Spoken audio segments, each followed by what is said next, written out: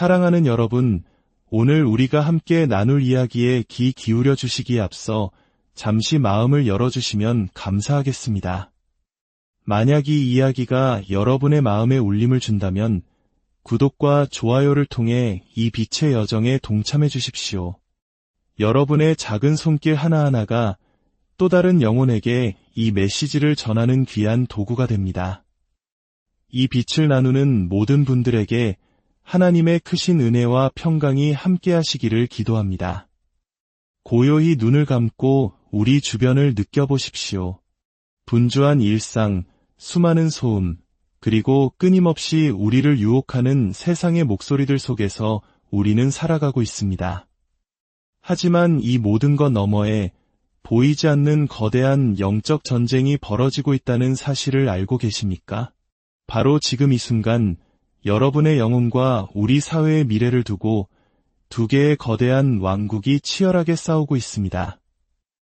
오늘 우리가 함께 묵상할 말씀은 베드로후서 1장 19절입니다. 이 말씀은 어두운 곳을 비추는 등불과도 같습니다. 이 세상에는 빛의 왕국과 어둠의 왕국, 단 두 개의 왕국만이 존재합니다. 빛의 왕국은 전능하신 하나님께서 다스리시는 곳이며 어둠의 왕국은 어둠의 군주인 사탄과 그의 악한 세력들이 지배하는 곳입니다. 지금 이 메시지를 듣고 있는 모든 분들은 예외 없이 이 두 왕국 중 한 곳에 속해 있습니다. 스스로에게 질문을 던져 보아야 합니다. 나는 과연 어느 왕국에 속해 있는가? 우리는 주 예수 그리스도의 종인가? 아니면 죄와 사탄의 노예인가? 우리 함께 성경 말씀을 읽어보겠습니다. 베드로후서 1장 19절입니다. 또 우리에게는 더 확실한 예언이 있어 어두운 데를 비추는 등불과 같으니 날이 새어 샛별이 너희 마음에 떠오르기까지 너희가 이것을 주의하는 것이 옳으니라. 아멘. 사랑하는 하나님 아버지, 오늘 저희가 이 자리에 모여 예수 그리스도 복음의 빛을 온 세상에 전파하고자 합니다. 이 말씀을 듣고 우리 각자의 삶 속에서 하나님의 빛이 되기로 결단하게 하소서. 어둠 속에서 방황하는 이 도시와 이 나라에 빛을 비추는 자들이 되게 하여 주시옵소서. 예수님의 권능 있는 이름으로 기도드립니다. 아멘. 지금 우리 사회의 영혼을 차지하기 위한 치열한 전쟁이 벌어지고 있습니다. 빛과 어둠의 싸움은 특히 우리의 다음 세대가 교육받는 현장에서 더욱 격렬하게 일어나고 있습니다. 많은 학교에서 하나님의 말씀과 십계명은 시대에 뒤떨어진 것으로 치부되며 밀려나고 있습니다. 우리의 자녀들은 학교와 대학에서 이 나라를 세운 선조들이 부패하고 탐욕스러운 사람들이었다고 배우기도 합니다. 하지만 진실은 그렇지 않습니다. 그들은 우리에게 생명과 자유, 그리고 행복을 추구할 권리를 주기 위해 자신의 삶을 희생했습니다. 더욱 심각한 것은 우리의 자녀들이 창조의 질서마저 혼란스러워하도록 세뇌당하고 있다는 점입니다. 남자가 여자가 될 수 있고 여자가 남자가 될 수 있다는 생각은 어둠의 왕국이 퍼뜨리는 악한 관점입니다. 이는 우리의 가정에서 자녀들을 빼앗아 가려는 사탄의 계략입니다. 세상에 비치신 전능하신 하나님께서는 아담과 하와를 남자와 여자로 창조하셨습니다. 하나님의 계획은 완전하며 우리는 그 계획 안에 머물러야 합니다. 우리 사회의 지성을 대표한다는 대학들이 증오와 분열을 가르치고 다음 세대에게 미움을 심어줄 때 우리나라는 어둠 속에서 비틀거리는 것과 같습니다. 성경은 분명히 경고합니다. 마태복음 25장에서 하나님은 마지막 때에 모든 민족을 심판하실 것이라 말씀하셨습니다. 주님께서는 너희가 여기 내 형제 중에 지극히 작은 자 하나에게 한 것이 곧 내게 한 것이니라 라고 말씀하시며 하나님의 백성을 핍박한 자들을 영원한 형벌에 처할 것이라 하셨습니다. 이는 제 말이 아니라 하나님의 말씀입니다. 세상의 어떤 명예로운 학위도 하나님의 진노를 피하게 할 수는 없습니다. 전능하신 하나님께서는 나는 이스라엘을 축복하는 자를 축복하고 이스라엘을 저주하는 자를 저주하리라고 약속하셨습니다. 이것은 역사가 증명하는 사실입니다. 그렇다면 오늘날 이 어두운 세상의 빛의 근원은 어디에 있습니까? 바로 교회입니다. 예수님께서는 마태복음 5장 14절에서 말씀하셨습니다. 너희는 세상의 빛이라 저를 따라 해보십시오. 나는 세상의 빛이다. 이같이 너희 빛이 사람 앞에 비치게 하여 그들로 너희 착한 행실을 보고 하늘에 계신 너희 아버지께 영광을 돌리게 하라. 이 얼마나 강력한 말씀입니까? 이것은 우리가 교회 밖에서 어떻게 사느냐가 교회 안에서 일어나는 일을 결정한다는 의미입니다. 세상 사람들이 도시의 거리에서 우리의 직장에서 여러분의 선한 행실을 보고 나도 저들이 가진 것을 갖고 싶다고 말하게 만들어야 합니다. 어둠은 어둠을 몰아낼 수 없습니다. 오직 빛만이 어둠을 몰아낼 수 있습니다. 바로 여러분이 이 땅을 비추는 그 빛이며 이 사회가 다시 의로움으로 돌아올 수 있는 유일한 희망입니다. 이사야 60장 1절은 외칩니다. 일어나라 빛을 발하라 이는 내 빛이 이르렀고 여호와의 영광이 내 위에 임하였음이니라. 이것은 이 땅의 모든 교회를 향한 하나님의 명령입니다. 우리가 진리와 정의의 빛을 비출 때 하나님께서 우리와 함께 하시고 이 나라를 회복시키실 것입니다. 빛의 기원은 신약 시대의 예수님에게서 시작된 것이 아닙니다. 그 기원은 구약의 성막으로 거슬러 올라갑니다. 구약 시대의 성소 안을 비추었던 것은 메노라라고 불리는 7가지를 가진 촛대였습니다. 성소 안의 유일한 빛의 근원이었죠. 성경에서 촛대는 항상 교회를 상징합니다. 7개의 가지를 가진 이 촛대는 하나님의 완전함을 상징하며 그 기둥에는 히브리 알파벳이 새겨져 있었습니다. 대제사장이 성막에 들어가 7촛대에서 나오는 빛 앞에 섰을 때 놀라운 일이 일어났습니다. 그가 입은 예복에는 12지파를 상징하는 12개의 보석이 박혀 있었는데 하나님의 빛이 이 보석들을 비추면 그 빛이 다시 촛대의 기둥에 새겨진 글자들을 비추었습니다. 그리고 글자 하나하나, 단어 하나하나가 모여 이스라엘 백성이 따라야 할 하나님의 완전한 뜻이 드러났습니다.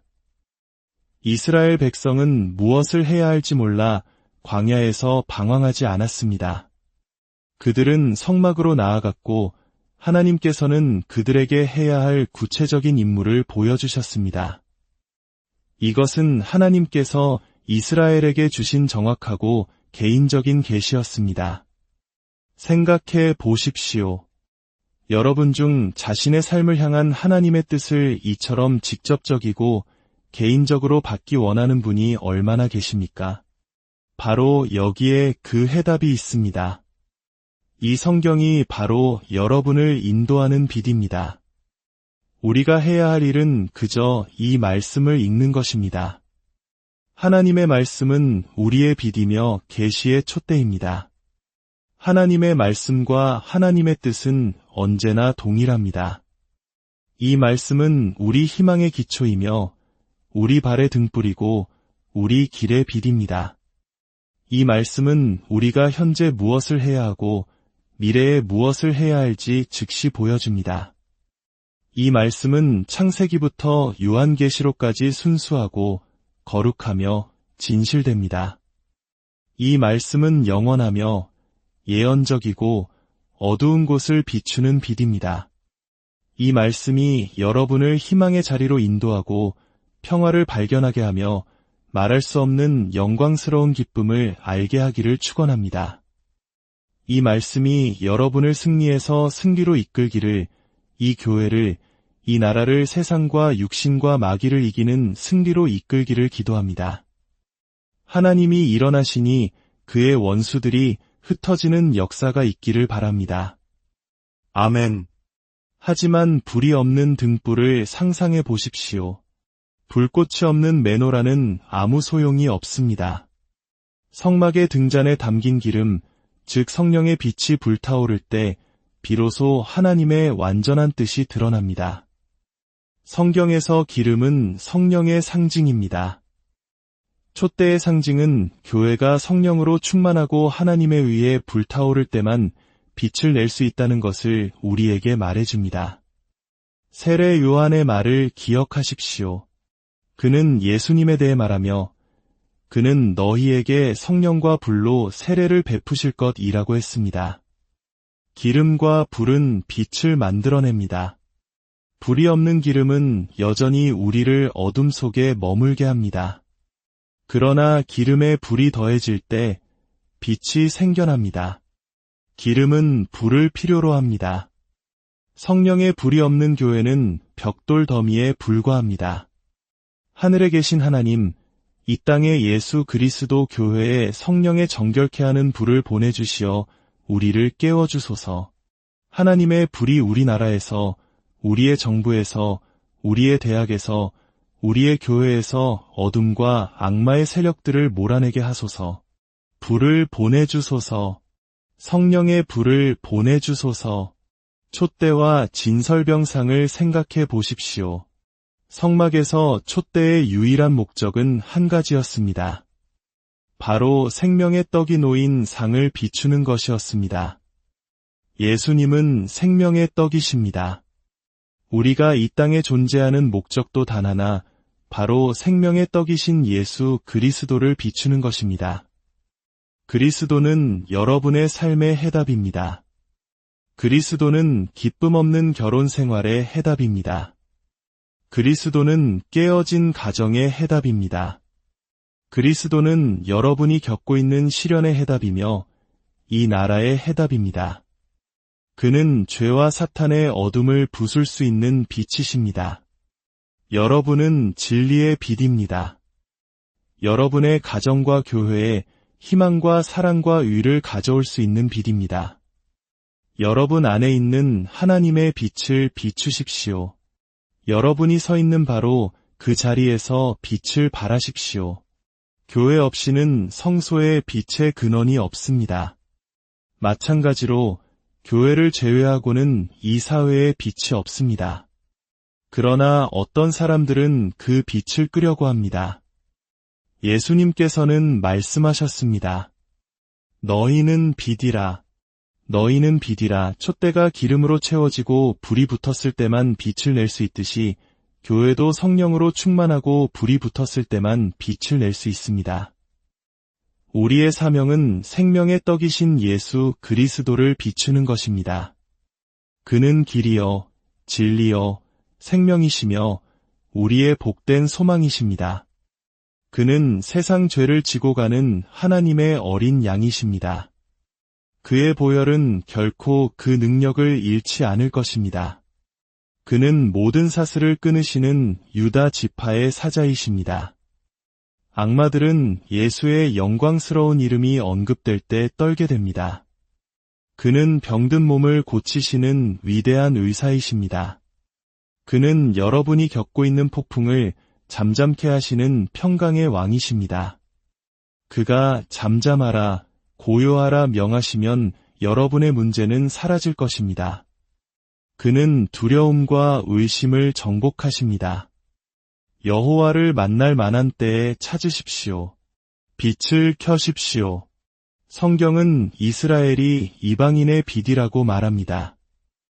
이사야 42장 6절은 하나님께서 이스라엘과 유대 백성에게 말씀하시는 것을 기록합니다. 나 여호와가 너를 불렀은즉 너를 세워 이방의 빛이 되게 하리니 이스라엘은 선택된 백성으로서 하나님의 율법과 가치를 따라 살도록 부름받았습니다. 이 특별한 관계는 우리 그리스도인들에게 본보기가 됩니다. 우리 또한 하나님의 말씀을 따르고 주님께 순종해야 합니다. 과연 우리 사회는 그렇게 하고 있습니까? 다윗은 내가 주께 범죄하지 아니하려 하여 주의 말씀을 내 마음에 두었나이다라고 고백했습니다. 이는 그가 말씀을 암송했음을 의미합니다. 만약 우리 사회가 단지 10계명만이라도 순종한다면 얼마나 변화될지 상상해 보십시오.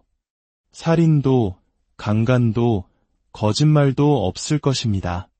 도둑질도, 낙태도, 인신매매도 없을 것입니다. 노동의 신성함이 회복될 것입니다. 엿새 동안 힘써 일하고 오직 아브라함과 이삭과 야곱의 하나님만이 이 땅에서 인정받는 유일한 하나님이 되실 것입니다. 이스라엘의 예언적 빛을 생각해 보십시오. 이스라엘의 선지자들은 그 순간부터 메시아가 오실 때까지 세상에 일어날 일들을 예언했습니다.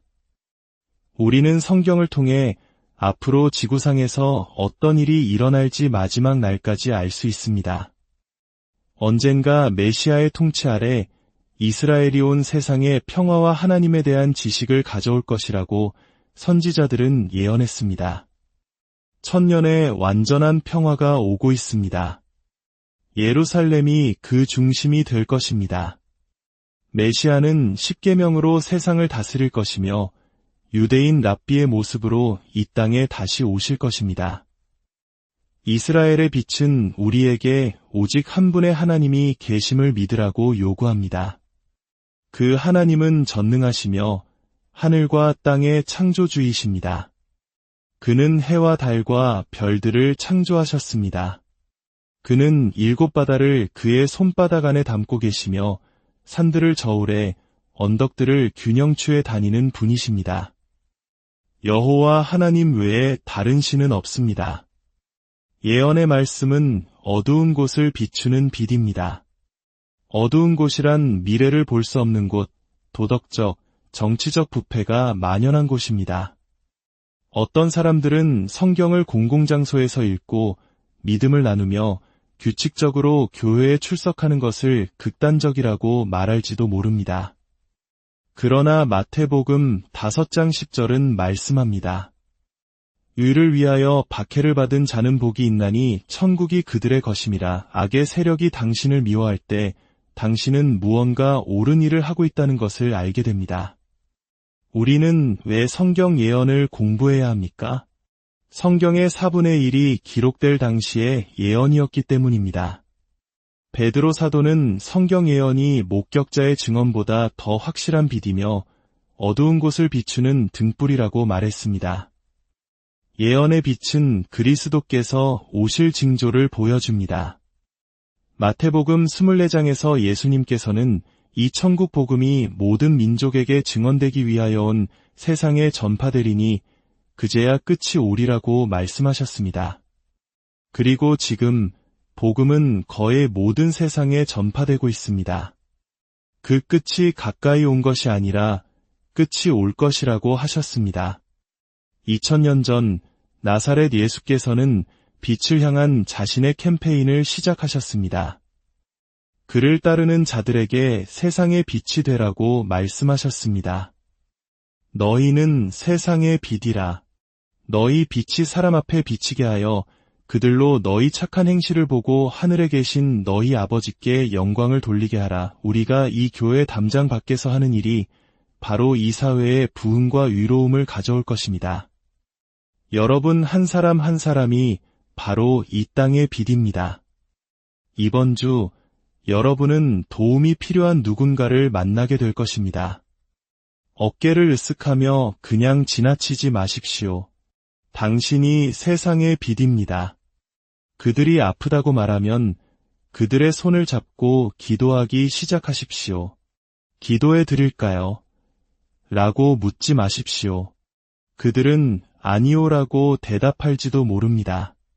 그냥 그들의 손을 잡고 그들을 위해 기도하십시오. 그들이 나음을 입으면 당신에게 다시 돌아올 것입니다. 빛을 켜십시오. 이 자리에 계신 여러분, 그리고 이 방송을 보고 계신 모든 분들께 묻습니다. 당신은 빛이 되기를 원하십니까?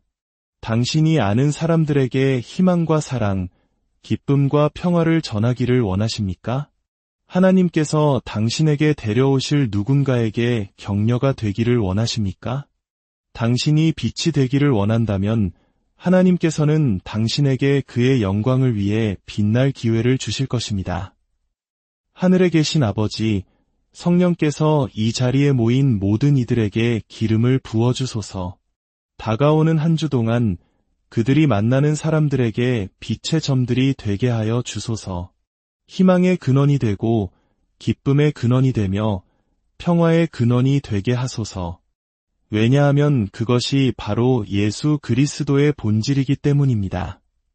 우리가 초자연적으로 이 일들을 성취하게 하시고 그 불길이 교회에서 교회로 번져나가 이 나라가 영적 각성과 그리스도를 향한 사랑, 그의 말씀을 향한 사랑으로 다시 태어나게 하소서.